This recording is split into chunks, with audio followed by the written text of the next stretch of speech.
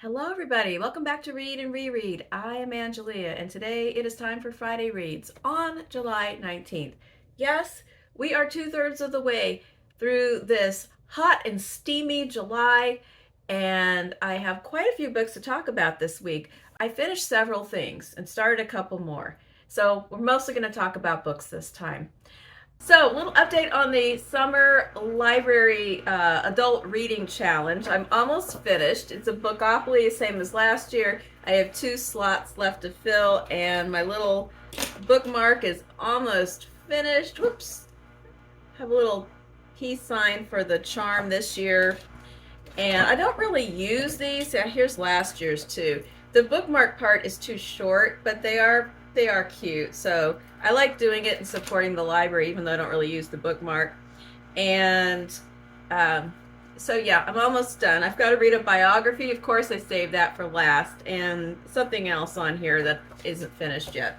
And then they did this passport thing where you have to do all these little challenges and you get entered into a drawing for these bigger prizes.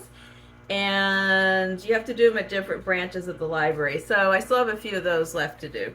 But anyway, it's good, nerdy fun. Okay, TV viewing. It's a little bit of a dud this week, but the one thing that I've really been enjoying is I've been rewatching the 1995 Pride and Prejudice, which is the definitive Pride and Prejudice adaptation.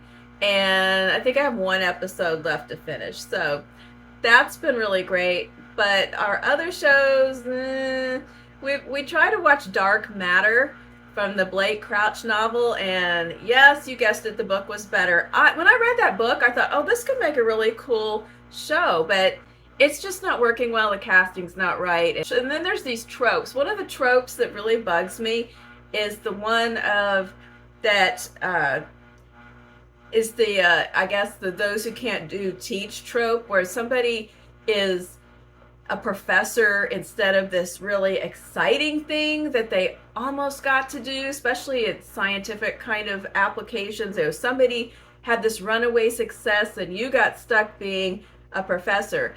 And I'm here to tell you, first of all, a professor is a fantastic dream fantasy job, and they're hard to get. And if you have one, cherish it and hang on for dear life, especially if you have tenure. So the idea that that's like a fallback job is so erroneous. To get an actual full-time professor job, that's like a unicorn of a job. So I really can't stand that trope. But I digress. We didn't care for Dark Matter and we bailed out. Also, we've been watching The Flight Attendant, which I also read that novel. And this one's a little better, but still it's kind of excruciating because the main character makes so many horrendous decisions, and she just kind of makes me nuts. And I know we're supposed to be building towards kind of understanding what her deal is, and I don't know. I read the book, and the show is very, very different from the book. I think they just took the kernel of that idea, and now they've just gone a whole different direction, because there's lots of dark humor and talking to ghosts and things that I don't recall from the novel. So we're still watching that one, but we're not thrilled with that one either. So we're in one of those valleys of meh on TV shows right now. So I did finish several books this week. The first one that I finished was Sense and Sensibility by Jane Austen. I read this for Jane Austen July, and I had a wonderful time rereading this novel that I have read a few times. It's not one of the ones, I would say, Pride and Prejudice, Persuasion, and Emma I've read the most times, but I have read this. This is probably like my 3rd time through. This story of 2 sisters. Now, you know what's funny? There's a 3rd sister, and she doesn't need to be in this plot at all. There's a little sister, and she's mentioned. I kind of forget that she exists for large portions of this book, and then they mention something about Margaret, and I think, oh, wait a minute. But they don't really, I don't know why she's there. But there's 2 sisters, Eleanor and Myriam. This is what it's really about. And one of them is the practical, sensible, restrained one. The other one is passionate and emotional. And they experience different things in their romantic trials and tribulations. I don't want to give too much away, but something that I found interesting in this book, and really I was thinking about it too because I was watching Pride and Prejudice, and this is a plot thread in that book as well. And without giving away things for people who have not read the books. There's a common stereotype of Jane Austen books as being sort of sedate little drawing room romances with some witty banter. And those things are in the books, but and it's also well known that Jane Austen did not marry, and she shared a room with her sister until her dying day. But Jane was not naive or ignorant about the world in general and the things that go on in this world. And in these books, in Sense and Sensibility, more explicitly, and then also in Pride and Prejudice, she does tackle the issue of predatory men and men who pursue naive and younger women, and the issue in general about women having a very limited agency as far as relationships and choices, and the pressure to marry for financial stability. There's all of that going on, but then she is aware of sexuality and the dangers of extramarital sex. And so in both of these books, there's a situation arises where a young, naive girl, or maybe more than one, is fooled by the attention of a more mature man who basically leaves her high and dry, and now she's, quote, ruined. A woman who engages in sex outside of marriage is ruined, and it ripples across to her entire family. Everybody's prospects are dropped. The family is, personas non grata in society. And a man does not suffer these repercussions. If word gets around that he fools around, that he preys on young women, his reputation may be tarnished. This may be called into account, but unless he is financially insolvent, he can repair that reputation.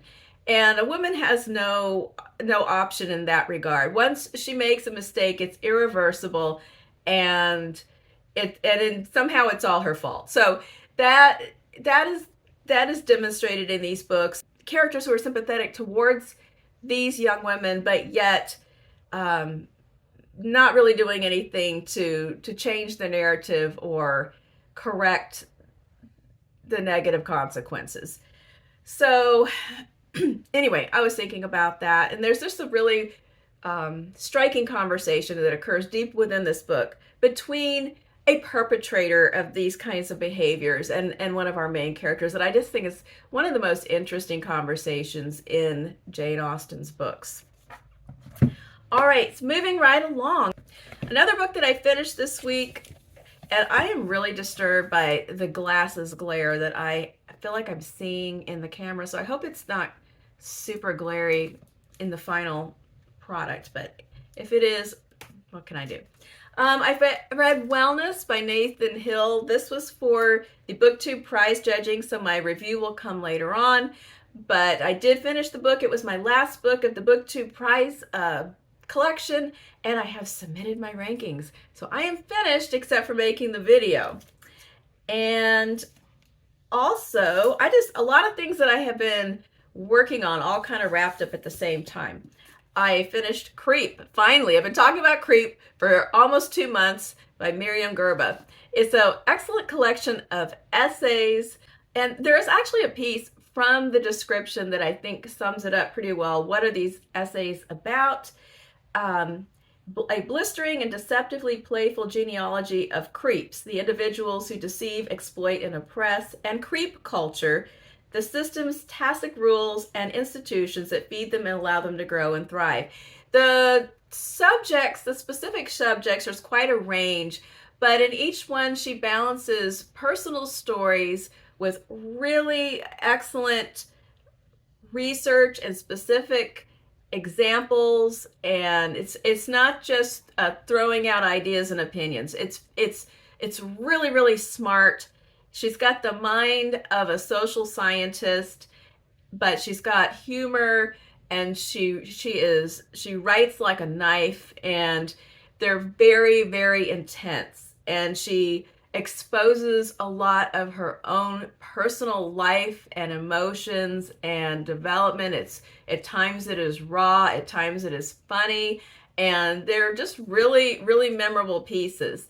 And I'm thinking about when she used to be a high school teacher and how she would have been one of those really memorable, startling teachers that says things you're not used to hearing in class. And I think she's probably made a mark on a lot of her former students in a good way. I also read The Merchant of Venice by Shakespeare this week for the Bard Room discussion group that I participate in. And I'm going to leave a link to Melinda, the host of the Bard Room. I'm going to leave a link to her review of The Merchant of Venice because I think she nails it pretty well. And really, I mean, I remember reading this in college, and I'm sure that we discussed the anti-Semitism in this book. And you know, there's this ongoing debate about, well, is it anti-Semitic or is it a commentary on anti-Semitism? And I think it could be both. I think it's either just anti-Semitic or it's both. I'm really not sure after the passing of the centuries, but it is there. Besides, it's kind of hard to say, well, like, except for that humongous and glaring thing, what else is in there? My favorite character was Portia. She was the most sensible and smart person in the play, and even though she's stuck in this archaic fairy tale construct that her father made for finding her a husband, which involves having to pick from these different chests with these riddles on them, but she's the one that kind of has to cut through all the crap and save the day in this play. So I enjoyed that aspect of it. Overall, it was kind of hard to take with the character of Shylock and how he was portrayed, but watch the other review and you'll get more out of that than me trying to encapsulate it in just a moment of talk. Then I had a very enjoyable reread of Olive Kitteridge by Elizabeth Strout, and I have been rereading the Lucy Barton books and then also the Olive books once I found out that Olive and Lucy Barton are going to intersect in Elizabeth Strout's new book that's coming in September. And so I have one book left to read, which is Olive again, and that is going to be in my August TBR. So Michael Clark and I buddy read Olive Kitteridge, and it was a reread, and we both really loved it all over again. I think we're both interested in watching the TV version, which neither of us have ever seen. If you have watched the Frances McDormand version, put a comment down below whether it's really good or if the book was better or whatever you want to tell me about it, because I would like to watch it, but I'm always nervous when I watch adaptations.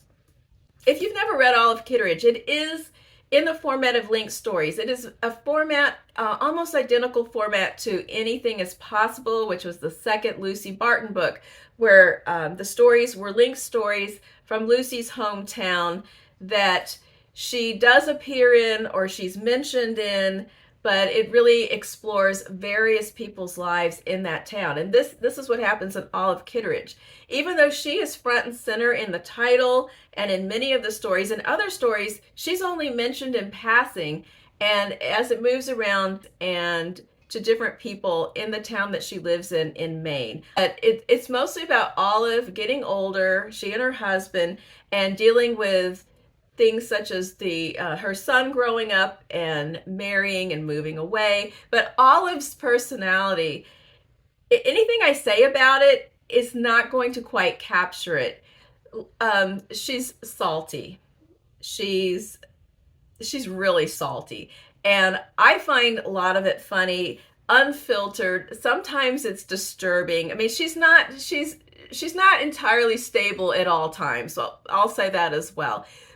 There's something at the core of Olive that really touches my heart, and we really enjoy talking about her personality and what aspects of it we relate to and what aspects of it makes us nervous to be relating to. It was an interesting conversation, and I love this book, and I'm looking forward to reading Olive again as well. And we don't get a lot of portrayals of thorny, complicated, difficult to like people where that's not the point. It's not the grouchy grandpa figure either. It's just a complicated person who is getting older and either dealing or not dealing with long-term issues and baggage, and then just navigating everyday life on top of it. We also get a lot of little glimpses into how Olive has touched other people's lives, um, often in surprisingly positive ways for somebody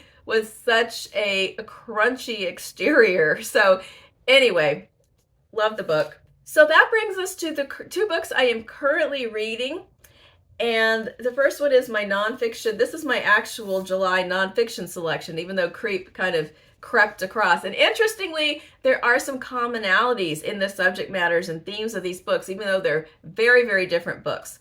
And this is Liliana's Invincible Summer by Cristina Rivera Garza. It is a memoir of Cristina Rivera Garza trying to find out more about the 1990 murder of her sister, Liliana. I haven't gotten very far yet, but right now she's just dealing with horrendous bureaucratic nonsense, going from office to office and trying to find the case file from her sister's murder. Her sister was murdered by an ex-boyfriend in 1990, and while the book is very personal, it also deals with the larger issue of partner violence and femicide. It ripples out from their family to Mexico to the whole world in her explorations.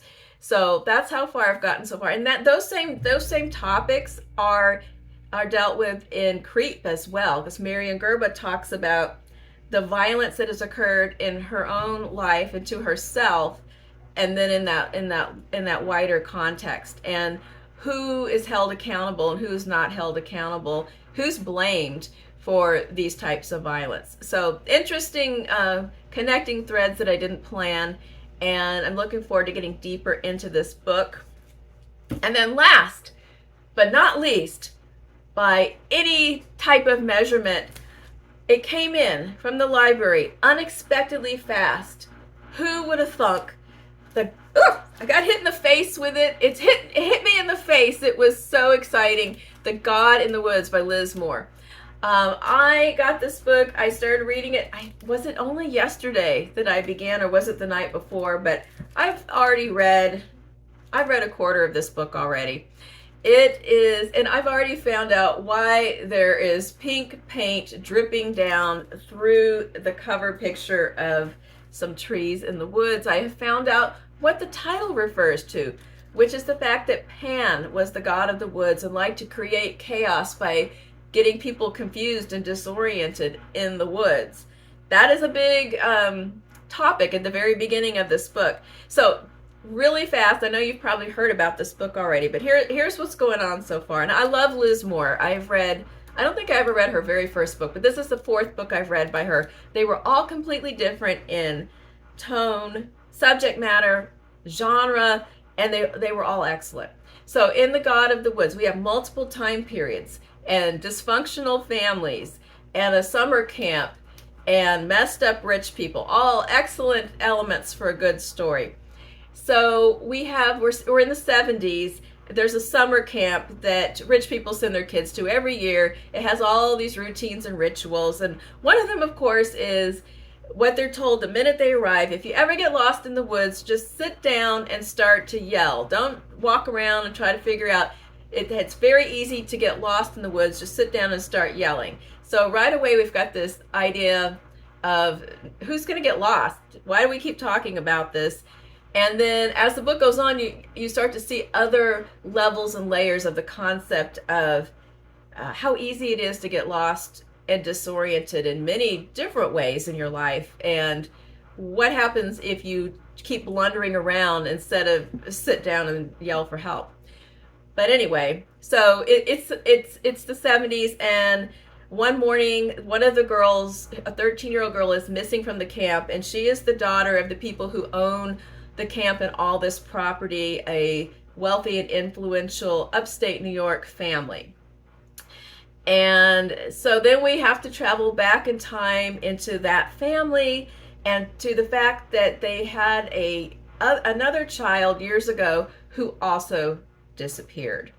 So that's the setup, and now this rich tapestry of many, many different people. People that work at the camp, people who are attending the camp, people in the Van Laar family, people with associations with the family. They're all being introduced in the framework of the two disappearances. And it is good. I sat down and started reading it, and then all of a sudden I was on page 100. So oh, it is not disappointing, and I don't really want to do anything else today except go back to this book. All right, there it is. That's what I'm reading. That's what's going on. What did you read this week? What sounds good to you? What are you watching? I know some people have sent me some ideas for shows, and I'm trying to look some of them up because what I'm watching now is not exactly cutting it. And that's about it. So love to hear your thoughts and comments, and thank you for watching, and have a wonderful weekend. See you later. Bye-bye.